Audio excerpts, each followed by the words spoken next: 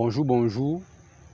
Je bénis le Seigneur pour cette occasion qu'il nous donne de pouvoir échanger au sujet d'un témoignage. J'aimerais partager avec toi, toi qui m'écoutes actuellement. Et ma prière, c'est que le Seigneur se serve de ce témoignage pour te bénir, pour bénir toute personne qui va écouter cela. Donc en fait, il s'agit du témoignage d'un jeune homme que par la grâce de Dieu, j'ai eu à rencontrer il y a de cela un peu plus d'1 an. Donc je me rappelle que je m'étais déplacé hors de la ville pour me rendre dans un village où nous devions participer à un enterrement. Et après l'enterrement, nous avons pris le train pour retourner à la capitale. Et pendant que nous étions dans le train, par la grâce de Dieu, nous avons eu l'opportunité d'évangéliser, de prêcher l'évangile dans le train, de parler de Jésus. Donc nous avons parlé de Jésus dans le train, dans les différents wagons du train. Et nous avons laissé nos contacts, comme d'habitude. J'étais avec un frère. Revenu à la maison quelques jours après, je reçois un message d'un jeune homme. Il me salue et il se présente. Et il me dit, il a eu mon contact pendant un voyage dans le train. Et qu'il aimerait jamais me rencontrer. Parce qu'il passe par certaines difficultés. Je lui dis, ok, il n'y a pas de problème. On peut se rencontrer. Et je lui donne rendez-vous. Et il me dit ceci. Qu'en fait, il appartient à un groupe de brigands à main armée. Et qu'il aimerait réaliser un dernier coup de vol avant de me retrouver. Et je lui ai dit, rien ne te garantit qu'en réalisant ce dernier coup de vol, tu vas sortir vivant de cette opération. Je t'encourage à me retrouver.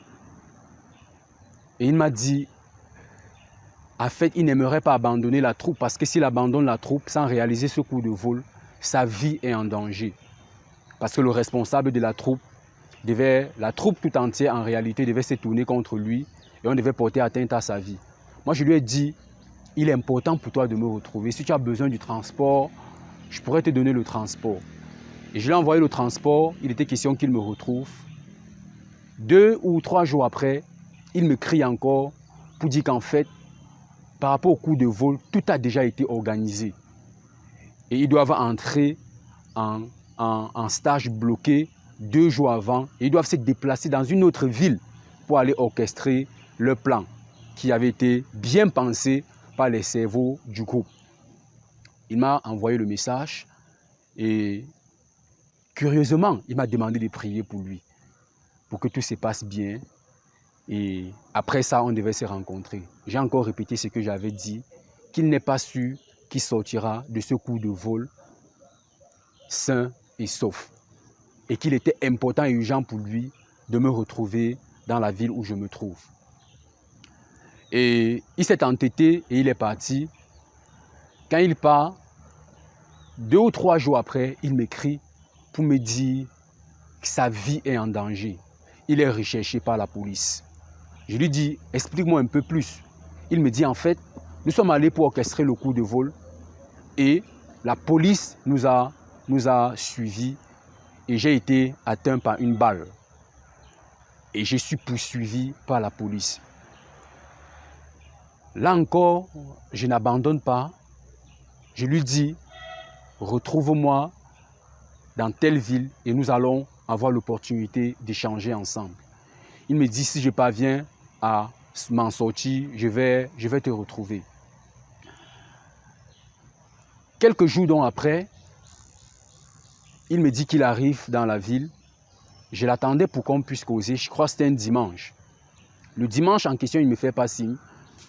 Et je crois le lundi, quand je vais lui écrire, cette fois-ci, c'est son grand frère qui va répondre.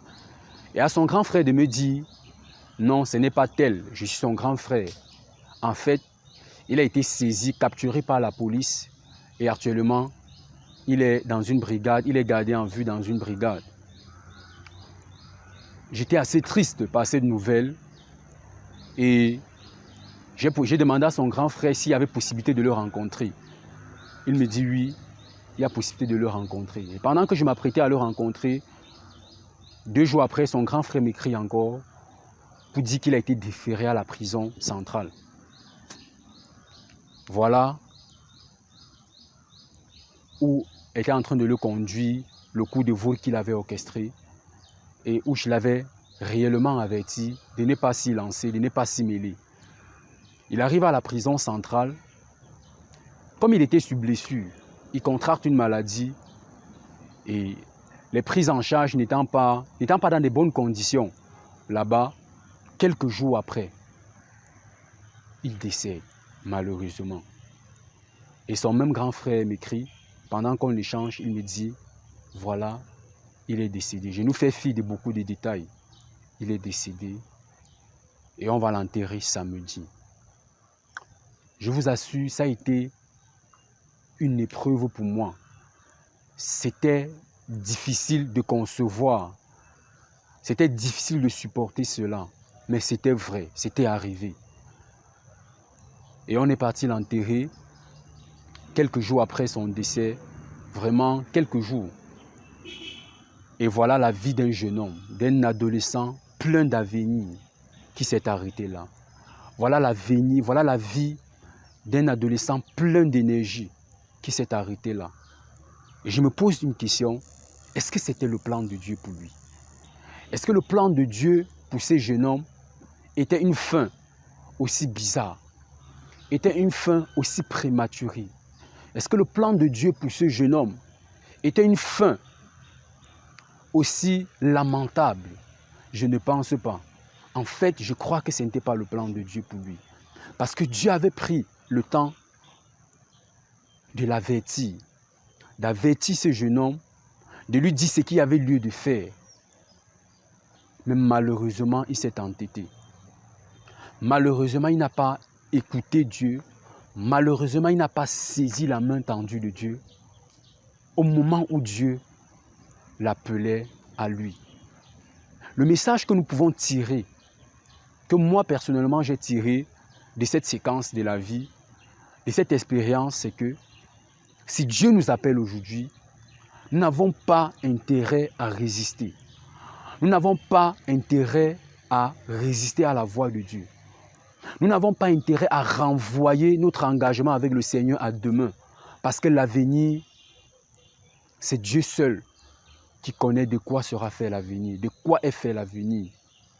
Nous n'avons pas le monopole sur les événements futurs, non. Si Dieu ne nous les révèle pas, nous ne pouvons pas les maîtriser. Nous ne pouvons pas les connaître. Donc, toi qui m'as écouté, toi qui écoutais ces témoignages, je ne sais dans quoi tu te trouves actuellement. Peut-être on t'a parlé de Jésus depuis les années. On t'a longtemps parlé de Jésus. On t'a dit qu'il faut accepter le Seigneur Jésus-Christ dans ta vie comme Seigneur et Sauveur personnel pour être sauvé. Et tu t'es dit, peut-être je suis encore jeune, il faut que je puisse, je jouisse de mon adolescence. Il faut que je jouisse de ma jeunesse. Peut-être il faut que je continue. J'ai encore des relations avec des garçons qu'il me faut entretenir, des relations avec les filles qu'il me faut entretenir. J'ai encore des coups de vol à réaliser. J'ai encore telle chose et telle chose à faire. Mon frère, ma soeur, je vais te rassurer qu'aujourd'hui, maintenant, Dieu te tend la main. C'est l'opportunité pour toi d'ouvrir ton cœur à Jésus. Parce que tu ne sais pas, nul ne sait, ni le jour, ni l'heure. Il ne faudrait pas qu'on se trompe et qu'on se dise, j'ai encore des jours, des années à vivre sur la terre. Je peux encore me permettre de faire telle ou telle chose. Non. Aujourd'hui, c'est l'opportunité pour toi de t'engager sur le Seigneur Jésus-Christ, accepter le Seigneur dans ta vie comme Seigneur et Sauveur personnel. La Bible dit, à peine mourrait-on pour un juste.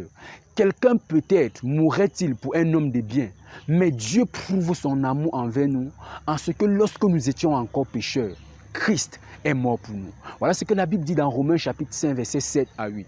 Jésus est mort pour nous quand nous étions encore dans le péché.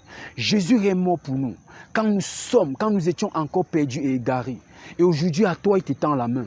Il te dit, viens à moi, ouvre-moi ton cœur. Donne-moi l'opportunité de faire des choses extraordinaires dans ta vie. Accepte-moi et tu seras sauvé. Ça ne sert à rien de poursuivre le monde parce que le monde nous trompe. Le monde n'a rien à nous proposer. Le diable n'a rien à nous proposer. Voilà ce jeune homme qui a perdu sa vie. parce qu'il voulait réaliser un dernier coup de vol avant de s'engager avec le Seigneur Jésus. Est-ce que toi, aujourd'hui, tu vas décider de t'arrêter et de dire, Seigneur, je veux m'engager avec toi. J'ai compris que tu m'as aimé depuis longtemps. J'ai compris que tu es mort à la croix pour moi. J'ai compris que tu m'aimes encore et que ce que tu veux, c'est que je sois sauvé, que je sois racheté pour ta cause. Je t'accepte dans ma vie comme Seigneur et Sauveur personnel. Est-ce que tu veux ouvrir ton cœur? Si tel est ton désir, nous allons prier ensemble. Parce que la Bible dit, si tu confesses de ta bouche le Seigneur Jésus, et si tu crois dans ton cœur que Dieu l'a ressuscité des morts, tu seras sauvé. C'est la bonne nouvelle que nous avons pour toi en ce jour. Si tu confesses de ta bouche le Seigneur Jésus, et si tu crois dans ton cœur que Dieu l'a ressuscité des morts, tu seras sauvé. Alors si tu es prêt à le faire, quel que soit l'endroit où tu te trouves, quel que soit le coin du monde où tu nous écoutes actuellement, je vais t'encourager à répéter cette prière d'engagement après moi, à confesser et à croire dans ton cœur. Et pendant que tu seras en train de le faire, le Saint-Esprit sera en train d'opérer en toi pour que tu sois réconcilié avec Jésus. Alors nous allons prier ensemble si tu le veux. Je t'invite à prier avec moi. Seigneur Jésus, je te dis merci pour ta grâce, pour ta faveur dans ma vie. J'ai compris que tu m'aimes. J'ai compris que tu veux me sauver. J'ai compris que tu es mort à la croix pour moi. Je t'ouvre mon cœur et je t'accepte dans ma vie comme Seigneur et Sauveur personnel. Je dépose ma vie à tes pieds. J'abandonne la vie que je menais jusqu'ici et j'accepte la vie nouvelle que tu me donnes par ton Saint-Esprit. Accorde-moi ta grâce, délivre-moi, libère-moi et donne-moi de vivre tous les jours pour te plaire. Au nom de Jésus.